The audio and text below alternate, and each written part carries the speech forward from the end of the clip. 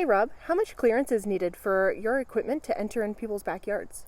We use a variety of different size equipment, but the standard for most Postech dealers and us is a Kubota U17. The tracks are 52 inches wide, but when it's necessary, they pull into 40 inches. So we need 40 inches plus a hair.